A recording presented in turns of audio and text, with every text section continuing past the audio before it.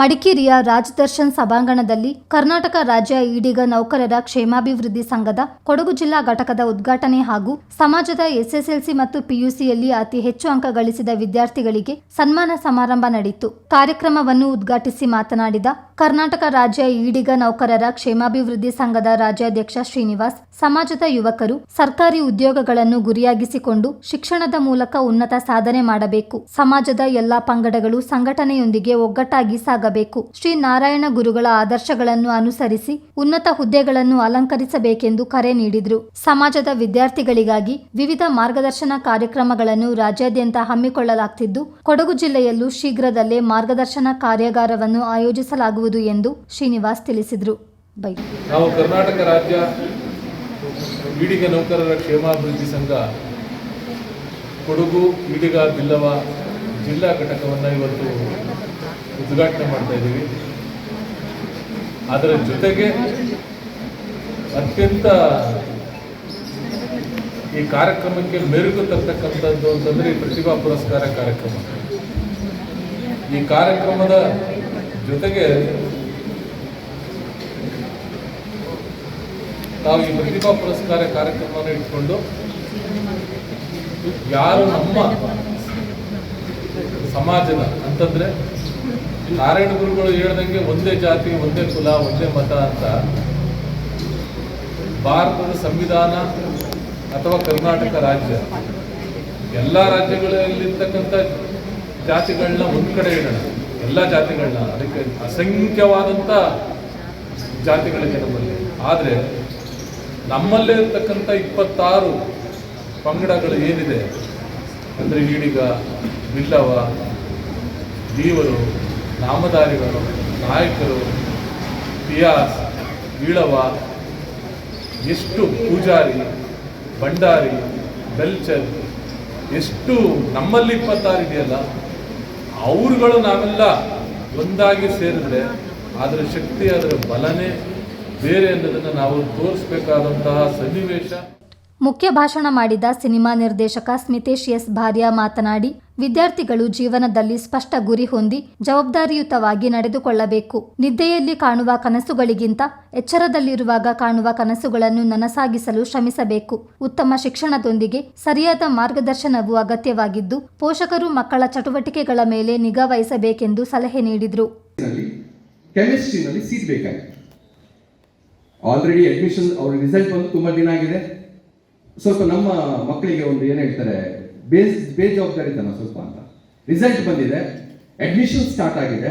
ಇವಳು ಕದೇ ಮೂಮೆಂಟ್ನಲ್ಲಿ ಇನ್ನೇನು college start ಆಗಲಿಕ್ಕೆ 2 ವಾರ ಇರಬೇಕಾದ್ರೆ ಮಂಗಳೂರು ಯೂನಿವರ್ಸಿಟಿಗೆ ಕೆಮಿಸ್ಟ್ರಿ MSc ಸೀಟ್ ಪಡೀಲಿಕ್ಕೆ ಅಂತ ಹೋಗಿದ್ದಾರೆ. ಹೋಗಿ ಕೇಳಿದಾಗ ಸೀಟ್ ಫುಲ್ ಆಗಿದೆ ಅಂತ ಹೇಳಿದ್ದಾರೆ. ಸೊ ನನಗೊಂದು ಫೋನ್ ಮಾಡಿದ್ರು, ಸರ್ ನಾನು ಕೆಮಿಸ್ಟ್ರಿ MSc ಸೀಟ್ ಮಾಡಿಕ್ಕೆ ತಗೊಳ್ಳಿಕ್ಕೆ ಬಂದಿದೆ, ಇಲ್ಲಿ ಫುಲ್ ಆಗಿದೆ ಅಂತ ಹೇಳಿದ್ದಾರೆ. ನಾನೇನು ಮಾಡೋಣ, ಫುಲ್ ಆಗಿದೆ ಅಂತ ಹೇಳಿದೆ. ಆದರೂ ಪ್ರಯತ್ನಿಸೋಣ ಅಂತ ನಾನು ನಮ್ಮ ಯುವ ವಾಹಿನಿ ಸಂಘಟನೆಯಲ್ಲಿರೋದ್ರಿಂದಾಗಿ ನಾನು ಯುವ ವಾಹಿನಿಯ ಮೇನ್ ಕೇಂದ್ರದ ಅಧ್ಯಕ್ಷರಿಗೆ ಕಾಲ್ ಮಾಡಿ ಹೇಳಿದೆ, ಸರ್ ಹೀಗೆ ಸಕಲೇಶ್ಪುರದ ನಮ್ಮ ಸಮಾಜದ ಹುಡುಗಿ ಹೀಗೆ ಮಂಗಳೂರು ಯೂನಿವರ್ಸಿಟಿಗೆ ಹೋಗಿದ್ದಾರೆ, ಅವ್ರಿಗೆ ಒಂದು ಸೀಟ್ ಬೇಕಾಗಿದೆ. ಅದಕ್ಕೆ ಅವ್ರು ಹೇಳಿದ್ರು, ಸರಿ ಆಯಿತು, ಕೆಮಿಸ್ಟ್ರಿ ಡಿಪಾರ್ಟ್ಮೆಂಟಲ್ಲಿ ಲಕ್ಕಿಲಿ ನೋಡಿ ಸಂಪರ್ಕ ಅನ್ನುವಂಥದ್ದು ಯಾವ್ದಾರ ಕೆಲಸ ಆಗುತ್ತೆ ಅಂತ ಕೆಮಿಸ್ಟ್ರಿ ಡಿಪಾರ್ಟ್ಮೆಂಟ್ನಲ್ಲಿ ಮೇಯ್ನ್ ಆಗಿರುವಂಥ HOD ಅವ್ರು ನಮ್ಮ ಸಮಾಜದವರು. ಅವ್ರಿಗೆ ಹೇಳ್ತೇನೆ, ನಿಮಗೆ ನಂಬರ್ ಕೊಡ್ತೇನೆ, ಅವ್ರಿಗೆ ಕಾಲ್ ಮಾಡು ಅಂತ ಹೇಳಿದ್ರು. ಅವರಿಗೆ ಕಾಲ್ ಮಾಡಿದ್ರು. ಕಾಲ್ ಮಾಡಿ ಹೇಳಿದ್ರು, ಹೀಗೆ ನಮ್ಮ ಹುಡುಗಿ ಇದ್ದಾರೆ, ನೀವು ಸೀಟ್ ಬೇಕು ಅಂತ. ಅವರು ನಾನು ನಂಬರ್ ಕೊಟ್ಟರು, ನಾನು ಅವರಿಗೆ ಕಾಲ್ ಮಾಡಿದೆ, ಸರ್ ಹೀಗೆ ಬಂದಿದ್ದಾರೆ, ಯೂನಿವರ್ಸಿಟಿಯಲ್ಲಿ ಇದ್ದಾರೆ. ಅವ್ರು ಹೇಳಿದ್ರು ನನ್ನ ಹತ್ರ ಬರಲಿಕ್ಕೆ ಹೇಳಿ ಕಳಿಸಿದಲ್ಲಿಗೆ. ಕೆಲವೊಂದ್ಸರಿ ಮ್ಯಾನೇಜ್ಮೆಂಟಲ್ಲಿ ಒಂದಷ್ಟು ಸೀಟ್ಸ್ಗಳು ಇರ್ತವೆ. ಅವರು ಆ ಸೀಟನ್ನು ಆ ಹುಡುಗಿಗೆ ಸಿಗುವ ಥರ ಮಾಡಿ ಅವಳಲ್ಲಿ ಸೀಟ್ ತಗೊಂಡು MSc ಕಂಪ್ಲೀಟ್ ಮಾಡಿ ಈಗ ಒಂದು ಕಾಲೇಜಿನಲ್ಲಿ ಲೆಕ್ಚರ್ ಆಗಿದೆ. ಕೊಡಗು ಜಿಲ್ಲಾ ಬಿಲ್ಲವ ಸಮಾಜದ ಅಧ್ಯಕ್ಷ ಲಿಂಗಪ್ಪ ಪೂಜಾರಿ ಮಾತನಾಡಿ, ಸಮಾಜದವರು ಕೇವಲ ಅಗತ್ಯ ಬಂದಾಗ ಮಾತ್ರ ಸಂಘಟನೆಯನ್ನು ನೆನಪಿಸಿಕೊಳ್ಳದೆ ಪ್ರತಿಯೊಂದು ಹಂತದಲ್ಲೂ ಸಂಘಟನೆಯೊಂದಿಗೆ ಕೈಜೋಡಿಸಬೇಕೆಂದು ಹೇಳಿದರು. ಸಮಾಜದ ಪ್ರತಿಯೊಬ್ಬರೂ ಸಂಘಟನೆಯೊಂದಿಗೆ ಕೈಜೋಡಿಸಬೇಕೆಂದು ಕೊಡಗು ಜಿಲ್ಲಾ ಬಿಲ್ಲವ ಸಮಾಜ ಒಕ್ಕೂಟದ ಕಾರ್ಯದರ್ಶಿ ಪ್ರದೀಪ್ ಕರ್ಕೇರ ಮನವಿ ಮಾಡಿದರು. ಸಂದರ್ಭದಲ್ಲಿ ನಾನು ನಮ್ಮ ಬಿಲ್ಲವ ಸಮಾಜದ ಸ್ವಾರ್ಥದ ವಿಚಾರವನ್ನು ಇಲ್ಲಿ ಎದುರಿಡಲಿಕ್ಕೆ ಇಷ್ಟಪಡ್ತೀನಿ. ಏನಂತ ಹೇಳಿದ್ರೆ, ಈ ಸಭೆಯನ್ನಾದರೂ ನೋಡಿ ನಮ್ಮ ಕಾರ್ಯಕರ್ತರು, ನಮ್ಮ ಸಮಾಜದವರು ಒಂದು ನೌಕರರ ವೃಂದವನ್ನು ನಮ್ಮೊಳಗೆ ರಚಿಸಿಕೊಂಡು ಒಬ್ಬರು ಇನ್ನೊಬ್ಬರಿಗೆ ಅನ್ಯೋನ್ಯತೆಯನ್ನು ಯಾಕೆ ಅಂತ ಹೇಳ್ತಾ ಇದ್ದೀನಿ ಅಂತ ಹೇಳಿದ್ರೆ, ಬಹುಶಃ ಇವತ್ತಿನ ಕಾರ್ಯಕ್ರಮಕ್ಕೆ ಅದ್ಭುತವಾದ ಒಂದು ಸಂಖ್ಯೆಯಲ್ಲಿ ಜನ ಸೇರಲಿಕ್ಕೆ ಮುಖ್ಯ ಕಾರಣ ಅಂತ ಹೇಳಿದ್ರೆ ಈ ಸಂಘಟಕರು ಹೆಚ್ಚಿನಂಶ ಎಲ್ಲ ನೌಕರರಾಗಿರೋದ್ರಿಂದ ಒಬ್ರನ್ನೊಬ್ಬರು ಸಂಘಟಿಸುವಲ್ಲಿ ಸಂಪರ್ಕಿಸುವಲ್ಲಿ ಅವರು ಯಶಸ್ವಿಯಾಗಿರ್ತಾರೆ ಅಂತ ಹೇಳಲಿಕ್ಕೆ ಇಷ್ಟಪಡ್ತಾ ಇದ್ದೀನಿ. ಬಹುಶಃ ಅದು ಸತ್ಯವೂ ಆಗಿರ್ಬೋದು. ಇದನ್ನೇ ನಾವು ಬೆಳೆಸ್ಕೊಂಡು ಯಾವುದಾದ್ರೂ ಒಂದು ವಿಧಾನದಲ್ಲಿ ನಮ್ಮ ಕಡೆಯ ವ್ಯಕ್ತಿಯಲ್ಲಿ ನಾವು ಅವರಲ್ಲಿಗೆ ತಲುಪಿ ಅವನನ್ನು ಮುಖ್ಯವಾಹಿನಿಗೆ ಎಳೆದುಕೊಂಡು ಬರುವಂಥದ್ದು ಅಥವಾ ನಮ್ಮ ಸಮಾಜದ ಈ ಅಸ್ತಿತ್ವಕ್ಕೆ ಒಂದು ಪ್ರಯೋಜನ ಬರುವಂತಹ ಕಾರ್ಯ ಆಗಬೇಕು ಅಂತೇಳಿ ಅಂತ ನನ್ನ ಅನಿಸಿಕೆ. ಅದಕ್ಕಾಗಿ ಇನ್ನು ಮುಂದಾದರೂ ನಾವು ಎಚ್ಚೆತ್ತುಕೊಳ್ಳೋಣ. ಯಾವುದೇ ರೀತಿಯಲ್ಲಿ ಕೊನೆಯ ಒಬ್ಬ ವ್ಯಕ್ತಿಯನ್ನು ನಾವು ಸಂಪರ್ಕಿಸಿದ್ದು ಅತಿ ಮುಖ್ಯ. ನಮ್ಮ ಸಮಾಜದ ಏನು ನಾವು ಸಂಸ್ಥೆಯನ್ನು ಇಟ್ಕೊಂಡಿದ್ದೀವಿ, ಆ ಸಂಸ್ಥೆಯ ಸದುಪಯೋಗ ಎಲ್ಲ ನಮ್ಮ ಬಾಂಧವರಿಗೆ ಆಗಬೇಕು ಅಂತ ಹೇಳುವ ಈ ಸಂದರ್ಭದಲ್ಲಿ ಈ ಒಂದು ಕಾರ್ಯಕ್ರಮ ನಮಗೆ ಕಣ್ತೆರೆಯುವಂತೆ ಮಾಡಿದೆ.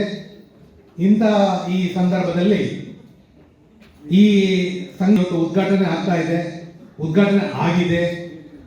ಈ ಉದ್ಘಾಟನೆ ಆಗಿರುವಂಥ ಸಹ ಸಂಸ್ಥೆ ನಮ್ಮ ಬಿಲ್ಲವ ಸಮಾಜದ ಸಂಸ್ಥೆಗೆ ನಾವು ಪೂರ್ಣ ಸಹಕಾರವನ್ನು ಕೊಡ್ತಾ ಇದ್ದೀವಿ. ಅದೇ ರೀತಿಯಲ್ಲಿ ನಮ್ಮ ಸಮಾಜದ ಬಾಂಧವಗಳೇ ಅಲ್ಲಿಯೂ ಇರುವುದರಿಂದ ಇವರು ಒಂದು ಸಂಘ ಸಂಸ್ಥೆ ಮಾಡಿರೋದ್ರಿಂದ ಮಕ್ಕಳಿಗೆ ಒಂದು ಪುರಸ್ಕಾರ ಏನೋ ಒಂದು ನೀಡಲು ಆಗುತ್ತದೆ. ಅದಕ್ಕೆ ಸಂಘ ಸಂಸ್ಥೆಗಳು ಮುಖ್ಯ. ನಾವು ಸಂಘ ಸಂಸ್ಥೆಗಳಿಗೆ ಸೇರಬೇಕು, ನಮ್ಮ ಮಕ್ಕಳನ್ನು ಗುರುತಿಸಬೇಕಂದ್ರೆ ಈ ಸಂಘ ಸಂಸ್ಥೆಗಳು ಬೇಕು. ಈಗ ಕಾಲೇಜ್ ಆಗಿರ್ಬೋದು, ಸ್ಕೂಲಲ್ಲಿರ್ಬೋದು, ಇವರಿಗೆ ರ್ಯಾಂಕ್ ತೆಗೆದಿರ್ಬೋದು ನಮ್ಮ ಕುಲ ಬಾಂಧವರು. ಈ ಕುಲ ಬಾಂಧವರಿಗೆ ನಮ್ಮೊಂದು ಕುಲ ಬಾಂಧವ ಒಂದು ಸಂಘ ಸಂಸ್ಥೆ ಇದ್ದರೆ ಈ ಥರ ಒಂದು ಕಾರ್ಯಕ್ರಮ ಮಾಡಿ ಯಾರು ಮಕ್ಕಳು ಹೀಗೆ ಎಲ್ಲರ ಮುಂದೆ ಒಂದು ಅವ್ರನ್ನ ಗುರುತಿಸಲಾಗುತ್ತದೆ. ಅದಕ್ಕೆ ಮುಖ್ಯವಾಗಿ ನಾವು ಸಂಘ ಸಂಸ್ಥೆಗಳಿಗೆ ಸೇರಬೇಕು. ಯಾವುದೇ ಒಂದು ಕಾರ್ಯಕ್ರಮಗಳಿದ್ದರೆ ನಾವು ಸೇರಬೇಕು ಅಂತ ಹೇಳಿದೆ. ಯಾಕೆಂತಂದರೆ ನಾವು ಕೊಡಗು ಜಿಲ್ಲೆಯಲ್ಲಿ ನಮ್ಮ ಒಂದು ಬಿಲ್ಲವ ಸಂಘ ಇದೆ. ಬಿಲ್ಲವ ಸಂಘ ನಾವು ಕಾರ್ಯಕ್ರಮ ಇಟ್ಟರೆ ಇಷ್ಟೊಂದು ಜನ ಸೇರೋದಿಲ್ಲ. ಇವತ್ತು ನಿಜವಾಗ್ಲೂ ಸಂತಸವಾಗಿದೆ. ಇಲ್ಲಿ ನಮ್ಮ ಹಾಲಲ್ಲಿ ಫುಲ್ ಆಗಿದೆ. ಇವತ್ತವರೆಗೆ ನಾವು ಏನು ಕಾರ್ಯಕ್ರಮ ಇಟ್ಟರೂ ಇಷ್ಟು ಫುಲ್ ಆಗಿಲ್ಲ ನಮ್ಮ ಸಂಘ ಸಂಸ್ಥೆ. ಇವತ್ತು ನಿಜವಾಗ್ಲೂ ಸಂತಸ ಆಗುತ್ತಿದೆ. ಇವರು ಅಧ್ಯಕ್ಷರಿಗೆ ಹೊರಗೆ ಜಿಲ್ಲೆಯಿಂದ ಈ ಒಂದು ಕುಲ ಬಾಂಧವರು ಇಷ್ಟೊಂದು ಹುಮ್ಮಸ್ಸಿಂದ ಬರ್ತಾರೆ ಅಂತ ನಾವು ಸಂತೋಷ ಪಡಬೇಕು. ಯಾಕಂದರೆ ಮೊದಲಿನ ಕಾಲದಲ್ಲಿ ನಮಗೆ ಓದೋಕ್ಕೆ ಭಾರಿ ಕಷ್ಟ ಇತ್ತು. ಆಗ ನಾವೆಲ್ಲ ಕುಲ ಬಾಂಧವರಾಗ ಹೇಳ್ಕೊಳಕ್ಕೂ ಒಂದು ಇದಿತ್ತಿಲ್ಲ.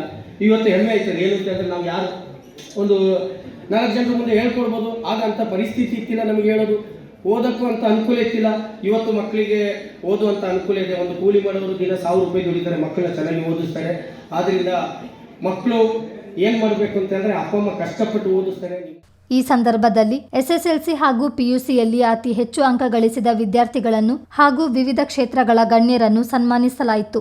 ಕೊಡಗು ಜಿಲ್ಲಾ ಈಡಿಗ ನೌಕರರ ಕ್ಷೇಮಾಭಿವೃದ್ಧಿ ಸಂಘದ ಅಧ್ಯಕ್ಷ ಕುಮಾರ್ ಕಾರ್ಯಕ್ರಮದ ಅಧ್ಯಕ್ಷತೆ ವಹಿಸಿದ್ದರು. ವಿರಾಜಪೇಟೆ ತಾಲೂಕು ಬಿಲ್ಲವ ಸಮಾಜದ ಅಧ್ಯಕ್ಷ ಗಣೇಶ್, ಮಡಿಕೇರಿ ತಾಲೂಕು ಅಧ್ಯಕ್ಷೆ ಲೀಲಾವತಿ, ಸೋಮವಾರಪೇಟೆ ತಾಲೂಕು ನಾರಾಯಣ ಗುರು ಸೇವಾ ಸಮಿತಿ ಅಧ್ಯಕ್ಷ ಚಂದ್ರಹಾಸ್ ಮತ್ತಿತರರು ಇದ್ದರು.